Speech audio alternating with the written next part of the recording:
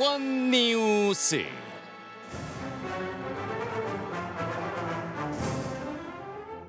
(2022년 3월 9일) 수요일 치러질 20대 대통령 선거를 앞두고 여야 후보들의 각축전이 치열합니다. 요동치는 대선 판도에 어떤 일이 있었는지 알기 쉽게 정리해드립니다. 대권 뉴스. 대권 앞두고 꼭 알아야 할 정치권 소식 전해줄 분 소개합니다. 봉보로봉봉. 봉봉봉. 그러나 이분은 지치지 않습니다. 최진봉 성공회대 교수입니다. 안녕하십니까, 최진봉입니다. 당당해서 좋다. 시사평론계 루이 암스트롱. 서정욱 변호사 나왔습니다. 어서 들어오세요. 예, 하세요. 자, 오늘로 이제 대선까지 보니까 44일 남았어요. 오늘 나온 리얼미터 조사 결과 봉보로봉 교수께서 소개를 좀 해주세요. 알겠습니다. 리얼미터 조사 결과인데요. 이번 조사는 리얼미터 오마이뉴스 의뢰로 지난 16일부터 21일까지 전국 만 18세 이상 3,046명을 대상으로 차기 대선 후보 지지도를 물었고요. 이 조사는 무선 전화 면접 20%, 무선 75%, 그 유선 5% 자동응답 방식을 혼용해 실시를 했고요. 응답률은 8.7%, 표본 오차는 95% 신뢰 수준의 플러스 마이너스 1.8%포인트 차입니다. 자세한 내용은 중앙선거여론조사심의위원회 홈페이지에 참고하시면 되고요. 예. 지지율을 보면 윤석열 후보 42%, 그리고 이재명 후보는 36.8%로 나왔고요. 예. 지지율 격차는 5.2%가 됐습니다. 두 분 다 상승은 하긴 했지만 상승폭이 윤석열 후보가 더 높아서 오차 범위 밖으로 윤석열 후보가 앞서는 걸로 나왔고요. 안철수 국민의당 후보가 2.9% 하락해서 10%, 심상정 정의당 후보가 0.5% 상승한 2.5% 순으로 집계가 됐습니다. 예. 자, 오늘 나온 리얼미터 조사 결과를 소개해 주셨는데, 자, 전체적인 여론조사 결과 평가를 좀 해볼까요? 뭐 제가 보기에 그 윤석열 후보가 상당히 약진하고 있잖아요. 격차가 더 벌어졌죠. 이거는 한마디로 이제 그 김건희 씨가 녹취록을 폭탄을 던졌는데 그 폭탄이 이제 그 오히려 폭죽으로 변해버렸어요. 오히려 이제 역효과가 났습니다. 이미 김건희 씨 녹취는 대부분이 알려져 있었거든요. 새로 이렇게 털어봤자 뭔가 이게 소문난 자체에 먹을 거 없듯이 새로운 게 없었고, 오히려 이재명 후보의 욕설 또 김혜경 씨의 그 녹취 이것만 부각이 돼버렸거든요. 그래서 오히려 마이너스가 된 거예요. 그게 저는 지지율이 벌어진 원인 아닌가 이렇게 봅니다. 네, 김건희 씨의 녹취록이 폭탄일 줄 알았는데 폭죽이 폭죽이 됐죠. 돼서 오히려 예. 축하가 된 것이다. 최진봉 교수님은? 절 동의하지 않고요. 폭죽이라니요. 무슨 말씀 그렇게 하십니까? 그러니까 예상했던 만큼의 어떤 폭발력은 없었지만 저는 잔잔한 파도가 지속적으로 치고 있다. 큰 파도가 아니더라도요. 잔잔한 파도가 계속 치다 보면 이게 영향을 미치는 가능성이 있다고 봅니다. 지금 현재 녹취록 관해서 여러 가지 기사들이 나오고 있고요. 녹취록이 전반적으로 그냥 일부만 공개가 되고 당시 MBC에서는 전체가 공개가 안 되다 보니까 파급력이 좀 약했던 건 분명한데요. 이 부분이 앞으로도 지속적으로 영향을 미칠 가능성이 있다고 봅니다. 그래서 제한적이긴 하지만 이게 조금씩 영향을 미쳐서 지지율에도 변화가 올 거라고 보고, 이번 지지율의 결과는 결국 김건희 씨 녹취록권의 직접적인 영향보다는 아무래도 정권 심판론이 아직도 작동을 하고 있으면서 그 영향력이 컸다고 보여지고요. 어쨌든 이제 앞으로 뭐 이재명 후보 측에서는 절박하게 절실하게 더 가야 된다. 마지막까지 최선을 다하고 겸손한 자세로 가는 게 필요하다고 저는 보고요.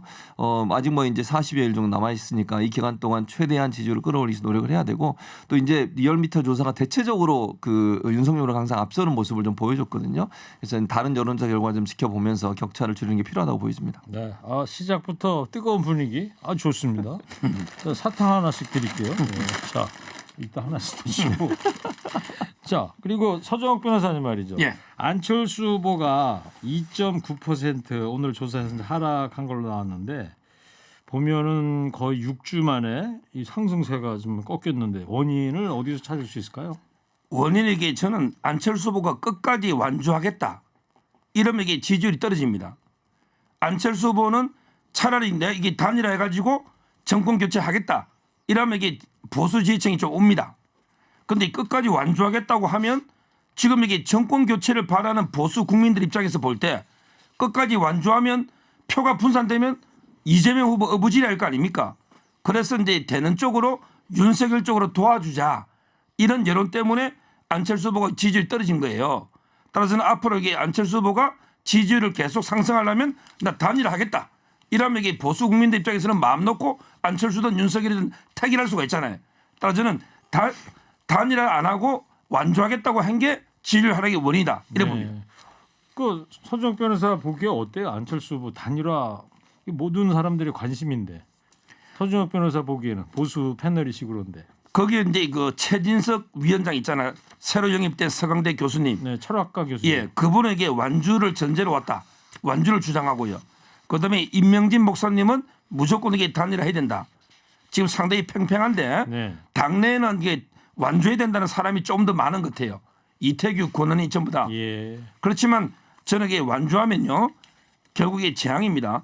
정권 교체도 물 건너가고 안철수 후보의 생명도 끝나요. 예. 어떻게든 이게 단일화로 갈 수밖에 없다 봅니다. 예.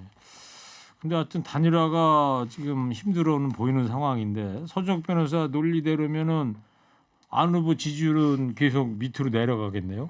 그렇죠. 단일화 안 한다 그러면. 단일화 안 하면 이게 결국 국민들이 보수 국민들이 강제로 단일화 시켜야죠. 네. 한쪽으로 이게 표를 몰아줘야지 정권 교체가 되겠죠. 다음 주 일주일 뒤에 한번 또 여론조사 추이를 한번 보도록 하죠. 자, 최진봉 교수님 연령별 지지율은 어떻습니까? 연령면 지지율은 지금 40대, 50대에서는 이재명 후보가 앞서고 있고요.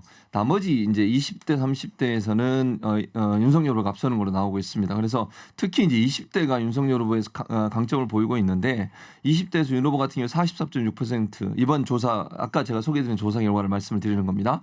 그 이제 이재명 후보는 24.1%예요. 거의 절반 정도 수준밖에 안 돼서 특히 20대 남성 유권자들한테 상당히 큰 차이가 납니다. 20대 남성에서는 이게 여성 남성을 좀 분리해서 보면요. 윤 후보는 55.6%를 기록을 하고 있고 근데 여성은 거의 비슷해요. 여성에서는 28.6% 대 28.2%거든요. 그러니까 거의 뭐 비슷한 상황이고 다만 20대 남성이 윤석열 후보를 많이 지지하면 20대 지지율이 윤석열 후보한테 가 있다는 점. 그리고 이제 나머지는 보면 보통 30, 40대는 50대까지도 이재명 후보는 40대에서 51.3% 지지율 그리고 50대에서도 46.6% 지지율. 그러니까 40대, 50대는 사실 이재명 후보를 더 지지를 하는 것으로 나오고 있습니다. 그래서 20대가 가장 이제 윤석열 후보의 지지를 강하게 하고 있는 지역이라고 지지라고 볼 수 있겠습니다. 서정욱 변호사님. 자, 2대남이라 그러죠. 20대 남성의 전폭적인 지지를 윤석열 후보가 현재 받고 있는데 이유가 뭘까요? 이준석 대표 매직이라고 봐야 됩니까? 지금 이게 그렇다고 봐야 됩니다. 왜 그러냐면 이게 그 홍준표 의원은 이미 불협화음으로 원팀이 깨지고 있거든요. 그래서 이제 그 20대 남성은 이준석 대표의 상당히 그 공약이 있잖아요. 여가부 폐지라든지 또는 이제 군인들 200만 원 월급 있죠. 이런 여러 가지 게 공약하고 이런 게 먹혀가지고 20대 남성이 윤석열 후보 쪽으로 많이 온 거예요. 네, 이준석 대표 칭찬 잘 안 하시는 분인데 요즘 들어 태도가 많이 변하신 것 같아요. 그건 팩트대로 해야죠.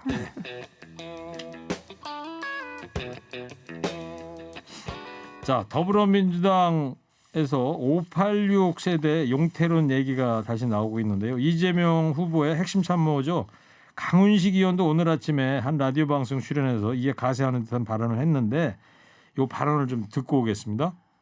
국정농단 세력의 용태론이 안 나오고 있잖아요. 국민의힘에서 가령 예를 들어서 그러니까 국정농단을 해놓고 박근혜 대통령은 감옥에 갔다가 사면받아서 나온 상황이지만 국정농단을 했던 사람 중에 누가 책임지거나 용태하라는 이야기가 한 번도 없었던 정당에 비해서 586이 뭔가 문제를 저지르진 않았지만 사실은 지금 계속 586 용태론이라는 단어들이 우리 당에 나온다라는 것은 민주당이 뭔가 혁신하고 새롭게 바뀌려고 하는 몸부림이 이 과정에 있구나라고 저는 해석하시는 게 맞다고 보고 그런 흐름들을 이렇게 이야기하시는 586 선배들의 목소리들이 꽤 있습니다. 당사자들의 목소리도 있습니다. 네, 강훈식 의원의 인터뷰 들어보셨는데 최진봉 교수님 네. 이재명 후보의 측근들이죠. 이른바 7인의 의원들도 일체 임명직을 맡지 않겠다고 선언했습니다. 네. 이게 어떤 내용이죠? 그러니까 지금 말씀하신 것처럼 지금 이제 좌장급이 정성호 의원이고요. 그다음에 김병욱, 김영진, 임종성, 김남국, 문진석 이렇게 7명의 의원인데 이분들이 이제 예비 경선 때부터 같이 했던 분들이고 이재명 후보에 가까운 지근거리에서 함께 활동을 했던 분들이에요. 이분들이 새로 꾸려질 이명박 정부는 완전히 새로운 세력으로 코로나 위기를 극복하고 경제와 사회를 대전하는 대한민국 5년의 미래를 계획해야 되기 때문에 이런 분들 의원들은 임명직에 가지 않겠다. 물론 선출직에 가지 않겠다고 얘기를 안 했습니다. 임명직에 가지 않겠다고 얘기를 했고요. 임명직으로 한다면 뭐 쉽게 예를 들면 뭐 장관 뭐 이런 예, 거죠. 그렇습니다. 그런 이제 역할들이죠. 그리고 계파와 가치를 넘어서 널리 인재를 등용하고 완전히 새로운 집권세로 거듭날 수 있도록 준비하기 위해서 본인들이 솔선수범하겠다. 그러니까 당이 변하는 모습을 찾아야 되고 이제 민주당이 공정의 가치를 되찾고 내로남불이라는 오명을 버릴 수 있도록 의원들이 먼저 앞장서고 가장 측근으로 분리되는 7명 우리가 먼저 스스로 솔선수범하겠다. 즉 변화된 정치의 모습을 보여주겠다는 그런 계기로 임명직 맞지 않겠다 이렇게 기자회견을 했습니다. 586이다 그러면은 워낙은 386이 이제 나이 먹어서 그랬었죠. 586이 된 거 아니에요? 맞습니다. 90년대에 왜 30대 그 나이가 80년대 학번이고 그렇죠. 그다음에 6자는 뭐더라? 60년대 세. 아 복잡해. 최진봉 교수는 딱 586 그렇죠. 세대. 예, 저는 그 세대죠. 근데 서정욱 변호사는 70년생. 70년대생이니까. 예, 약간 차이 나는데요. 그렇죠. 예. 근데 저- 여당의 586 용태론 어떻게 보세요? 뭐 아주 그 올바른 지적을 했어요. 다만 이제 그 자중 질환으로 선거에는 도움이 안 될 것 같아요. 네. 586을 이게 용태라고 하면 그럼 이게 그 자중 질환으로 내부 분란이 나겠죠. 선거에는 도움이 안 되지만 그러나 저는 이제 김종민이나 강훈석, 강훈식. 강훈식 이분이 바른 말을 했다고 봐요. 네. 옛날에 386이었죠. 근데 지금 486, 586 됐어요. 그럼 이게 앞으로 686, 786, 886까지 다 해물 겁니까? 모든 이게 세대 교체가 있는 거예요. 네. 아니 저한테 뭐라 그러지 마. 이 386 운동권 세대가 제가 보기에 젊을 때 학생 운동권까지 인정합니다. 근데 그 이후에 거의 무의도시 가다시피 사회에 무슨 기여를 했습니까? 이미 그 사람들 국회의원도 하고 장관도 하고 다 해먹잖아요. 이제 좀 세대 교체가 필요한 거예요. 따라서는 지금이라도 이게 그 586 정치권 운동권 있잖아요. 이분들은 용태를 해야 된다. 과감하게 20, 30대, 40대 길을 열어줘야 된다. 저는 이렇게 보는 거예요. 네. 아, 예, 알겠습니다. 근데 뭐 국민의힘이도 그쪽에도 저 많죠. 586 의원들은 있지 않겠습니까? 당연히 있죠. 훨씬 적죠. 뭘 적습니까? 훨씬 적습니까? 서정욱 변호사님. 자, 586 용태론이 선거 때마다 이게 나온 얘기라 과연 현실화될까 하는 의견들도 많은 것 같은데요. 그러니까요. 이제 그런 우려가 분명히 있습니다. 사실은 이제 이게 당내 갈등으로 비춰지면 안 된다는 생각이 들고요. 어쨌든 이런 분위기는 필요하다. 왜냐하면 민주당에게 지금 현재 이렇게 지지율이 많이 오르지 못하는 이유 중에 하나가요. 민주당에게 사실은 지방 자치단체 권력도 그렇고요. 국회의원 숫자도 그렇고 엄청나게 밀어줬는데 실제 한 게 뭐 있냐. 이게 이제 사실은 좀 실망감이거든요. 국민들에게. 그런 실망감을 회복하기 위해서는 용퇴하는 게 필요한 부분이 분명히 있습니다. 근데 이거를 어떤 그 강제로 하다 보면 이게 불협화음이 생길 수밖에 없어요. 그래서 저는 이 대선을 앞두고서 이런 분들 586 세대라고 소위 얘기되는 분들이 스스로 결단하는 방법이 있지 않겠나 하는 생각이 들어서요. 근데 이게 당내 갈등으로 비춰지지 않기를 바라고 이런 솔선수범의 모습 자체가 결국은 국민들에게 다시 사랑을 얻을 수 있는 방법이라는 것들을 본인들이 스스로 결정할 수 있는 계기가 되지 않을까 하는 생각이 듭니다. 알겠습니다. 자, 23일 밤에 이 열린공감 TV에서 추가 공개한 김건희 씨 녹취록이 있습니다. 자, 최진봉 교수께서 예. 주요 발언을 좀 정리를 해주세요. 먼저. 예, 가장 이제 눈에 띄는 게 영빈관입니다. 청와대 가면 영빈관이 있거든요. 100명 정도의 사람들이 모일 수 있고 이제 여러 사람들이 왔을 때 뭐 만찬을 하건 아니면 회의를 할 때 쓰는 곳인데 이 영빈관을 윤석열 후보가 만약 대통령이 돼서 청와대 들어가게 되면 영빈관을 옮겨야 한다고 도사들이 얘기하던데 그렇게 할 거냐 이렇게 이제 이 기자가 물어봅니다. 김건희 씨가 응 옮길 거야 이렇게 답변을 했습니다. 서울의 소리 이명수 기자가 이제 질문을 하니까 네, 질문을 하니까 옮길 거다 이렇게 얘기를 했고요. 또 하나 이제 눈에 띄는 거는 그 우리 남편도 이게 이제 김 씨가 한 말입니다. 윤 후보에 대해서 우리 남편도 약간 그런 영적인 끼가 있다. 그래서 저랑 그게 연결된 거다 이렇게 얘기를 했고 예. 남편이 사실 이제 검사 구술을 했지 않습니까? 그 연유도 설명을 했어요. 그 김건희 씨 뭐라고 그랬냐면 그 무정이라고 하는 분 그게 이제 뭐 스님이라고 얘기한 분도 있고 법사라고 얘기한 분도 있고 그래서 제가 정체성은 잘 모르겠습니다만 어쨌든 그분하고 20대부터 연결이 돼 있었고 그분이 조언을 했다는 거 아닙니까? 몇 번 떨어지고 나서 윤석열 후보가 내 이제 한국은행 들어가야겠다 더 이상 안 하고 했더니 3번 더 해라. 네. 그래서 결국 해서 검사가 됐다. 그리고 이 두 사람 김건희 씨와 윤석열 후보 두 사람을 만나게 하는 중매 역할도 이분 무정이라는 사람이 했고 이분 이제 삼부토건의 그 회장 있지 않습니까? 이분하고 이 무정이라는 사람하고 그다음에 윤석열 후보가 함께 뭐 골프를 치거나 이제 만남이 있었다는 게 그 캘린더 있잖아요. 그 약속 정원 그 네. 자료에 나와 다이어리? 있는 부분. 예, 맞습니다. 거기 다이어리에도 들어 있는 부분이 있어서 조남욱 삼부토건 전 회장 그리고 이 그 김모 씨 그리고 윤석열 후보와 가까이 지내는 게 아니냐 이런 의혹이 일고 있는 상황이고요. 그래서 이 김건희 씨가 거기서 이렇게 얘기했습니다. 저는 그 삼부 회장님하고는 되게 오랫동안 우리 가족하고 친하게 지냈다. 우리 다 그런 가족 사이다. 또 도이치모터스 김호수 회장과 관계에 대해서는 벌써 20년이다.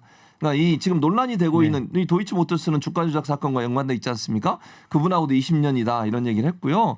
아까 말씀드린 것처럼 뭐 검사할 생각도 없었는데 그 무정이라는 분이 이제 뭐 법사인지 스님인지 모르겠습니다만 너는 검사 팔자다고 해서 네. 그분은 점쟁이 이런 게 아니라 혼자 도 닦는 분이다. 그러니까 무정이라는 걸 도 닦는 분이라고 설명을 했고요. 예. 그리고 이제 뭐 그런 얘기도 했습니다. 자기가 점쟁이보다 웬만한 점쟁이의 점을 김건희 씨가 직접 쳐준다. 그런 얘기도 네, 했습니다. 알겠습니다. 자, 여러 가지의 그 주요 발언을 좀 정리를 해주셨는데 영빈관 얘기가 청와대 서준 변호사 청와대 혹시 들어가 본 적 있어요? 영빈관이라는 데가 어디예요? 우리가 일반인이 쉽게 화면을 통해서 접할 수 있는 곳인가요? 제가 MB 때 청와대 미래기획위원을 해가지고 청와대는 한 20-30분 많이 갔는데 예. 영빈관에 직접 이렇게 간 기억은 없어요. 오. 그 인터넷에 보니까 이제 이거 78년에 D자 그립돼가지고 형태로 보이는 데는 대통령 집무실이 있는 데고 예.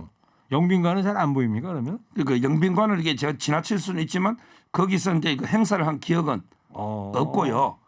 근데 저는 그게 중요한 게 아니고요. 예. 이런 게 맥락 없이 앞뒤 다 잘라버리고 갑자기 이게 뭐 영빈관 옮기는 이야기가 나오면 이게 어떤 맥락에서 어떻게 나온지 모르잖아요. 네. 이런 게 바로 악마의 편집이다. 이렇게 보이고요. 자, 그다음에 계속 무속 이야기하는데 제가 이게 무정스님이나 천공 서성 또는 이게 건진법사 이런 분들이 무당입니까? 제가 보기에 조계종의 성녀가 아니면 다 무당입니까? 이분들이 과연 이게 무속인 우리가 보통 이게 굿할 때 그 김건희 씨 녹취록에 보면 나는 이게 굿한 적이 없다고 나오거든요. 홍준표, 유승민은 굿한 걸로 들었지만 나는 한 적이 없다. 이게 나오기 때문에 이 스님들이 과연 무속인인가도 의문이고요. 그리고 이 스님들한테 국정을 맡긴 게 뭐가 있습니까? 지금 이게 국정을 대통령한테 뭘 맡겨요? 그냥 이게 스님들하고 뭐 사적인 대화를 이리저리 하다 보면 뭐 별의별 대화를 할 수 있죠. 뭐 청와대를 옮기든 영빈관을 옮기든 뭐 대화할 수 있는데 이걸 가지고 마치 이게 뭐 무속이라는데 완전히 영혼이 지배당하는 이런 식으로 이게 그 침소봉대하는 이게 좀 지나친 공격이라는 거예요. 그래요. 예. 자, 그럼에도 불구하고 민주당 송영길 대표는 무속의 국정을 맡기는 사람한테 나라를 맡길 수 있냐? 어떻게 생각하세요? 당연히 그렇게 생각하니까 서정욱 변호사가 주장하는 건 저는 동의하지 않고요. 서정욱 변호사 말처럼 물론 아직 국정을 맡지는 않았죠. 근데 지금 인생에 예를 들면 뭘 할 거냐, 검사할 거냐, 은행에 취직할 거냐 갖고도 그 도사라는 표현을 쓰면 또 그분이 싫어할 수 있으니까 그분의 말을 들었지 않습니까? 무정이라는 분, 무정 스님이라고 하는데 저는 뭐 불교계에서 스님이라고 인정하는지 모르겠습니다. 도를 닦는 분이라고 얘기했잖아요. 그리고 또 지금 말씀은 여기 또 제가 아까 설명 안 그런 게 뭐가 있냐면요. 이런 얘기가 있어요. 인터뷰 요청에 김 씨가 나는 인터뷰하면 안 된다. 나는 지금 어쨌든 후보고 하면 안 되고 본인이 후보래요. 본인이. 김건희 씨가 이제 그런 얘기죠. 우리 친오빠하고 한번 해라. 그리고 뭐 윤석열 후보하고 본인이 결혼하는데 무정스님이라면 중매 역할을 했고 그분이 도 닦는 분이라는 얘기도 했고 그리고 또 영빈관 옮기는 것도 그래요. 이게 자기가 이명수 기자라는 분이 그렇게 물어본 거잖아요. 내가 아는 도사 중에 총장님이 대통령 된다고 한다. 그런데 그 사람이 청와대 들어가자마자 영빈관 옮겨야 한다고 한다. 그러니까 옮길 거라고 얘기를 하잖아요. 그럼 이게 본인이 스스로 결정해서 얘기한 것보다는 이 도사라는 분이나 아니면 이 스님이라는 분이 얘기해서 그렇게 한 거 아닙니까? 우려를 하는 건 당연히 우려가 나올 수밖에 없어요. 이렇게 많은 일에 본인의 20대부터 지금까지 인생 중에 많은 부분 도사들과 대화하고 그걸 좋아하시는 분이 영향을 받고 있으면 혹시나 청와대 가서도 그런 영향을 받지 말라는 법이 있겠습니까? 거기에도 우려를 제기하는 건 당연하다고 저는 봅니다. 알겠어요. 자, 서정 변호사. 예. 이러다 보니까 논란이 되고 그러다 보니까 권영세 국민의힘 선거대책본부장이 MBC하고 서울의 소리에 대해서 사법 대응을 예고를 했습니다. 당연히 해야죠. 한마디로 이게 언론 자유를 이야기하잖아요. 언론다워야 언론의 자유를 주장할 수 있는 거예요. 모든 자유에는 책임이 따르는 겁니다. 서울의 소리 인터넷 언론 등록만 했지 어느 언론사가 몰래 이게 그 공작으로 접근해서 그리고 이게 몰래 녹음하고 다른 언론사에 그걸 주고 터는 시점을 조율하고 타격 주는 시점에 이런 언론이 어디 있습니까? 이게 언론다운 언론입니까? MBC도 마찬가지예요. 과거에 채널A 사건도 있지만 MBC도 그걸 받아가지고 지금 이게 편집해서 보도하고 있잖아요. 저는 법적으로 가장 강하게 대응해야 되고요. 언론사도 이게 좀 각성해야 된다 봅니다. 알겠습니다. 서정 변호사 속이 타는지 저 막 물도 마시고 중간에 예. 다음으로 넘어가겠습니다.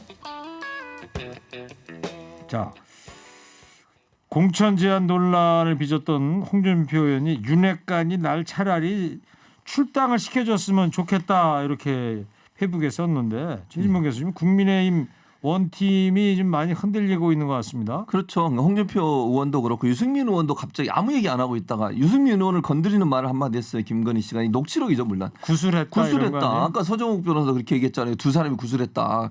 그러니까 서정욱 변호사 주장이라고는 제가 얘기하지 않습니다만 김건희 씨 말이 그렇게 나왔어요. 본인은 구술 안 했지만 유승민, 홍준표 두 사람 구술했다. 이게 뭐 근거도 없이 이런 얘기를 하면 어떡합니까? 그러니까 당연히 두 분이 발끈할 수밖에 없죠. 유승민 의원은 지금까지 한마디도 안 하고 있다가 갑자기 이제 유승민 전 의원 같은 경우에 나는 그런 일 한 적 없고 그렇게 얘기하면 안 된다라고 강하게 비판을 했어요. 그래서 제가 볼 때는 이 두 분 같은 홍준표, 유승민 두 분 같은 경우에는 아마도 선거 끝날 때까지 합류하기가 좀 어렵지 않겠나는 생각이 들고 네. 저는 한 가지 좀 우려를 얘기하자면 윤석열 후보 측에 있는 분들이 혹시나 홍준표, 유승민 이런 두 분하고 원팀 안 이뤄도 충분히 이길 수 있다고 생각하지 않나 하는 생각이 들어요. 심지어는 안철수 후보와 단일화 안 해도 우리는 이긴다.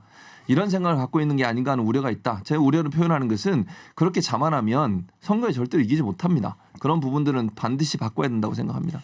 국민의힘 선대본에서는 구태를 보여준 것에 대해서 사과하고 이해부터 구해라 이런 입장인데 홍준표 의원에 대해서 말이죠. 서정 변호사 이런 강경기조 배경은 뭐라고 보십니까? 한마디로 이제 공천의 공정이 무너지면 당이 무너집니다.